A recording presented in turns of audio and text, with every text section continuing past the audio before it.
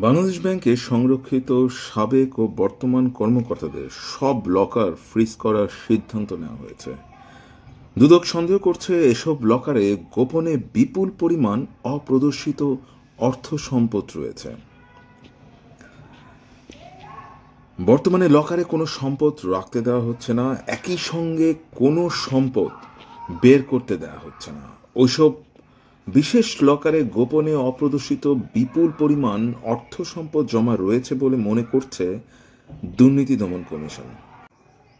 এর আগে সংশ্লিষ্ট কর্মকর্তা কর্মচারীরা কোনোভাবেই যেন লকার থেকে অর্থ সম্পদ সরাতে না পারে সেই জন্য লকার ফ্রিজ করার অনুরোধ জানিয়ে কেন্দ্রীয় ব্যাংক গভর্নরের কাছে চিঠি পাঠিয়েছে দুদক।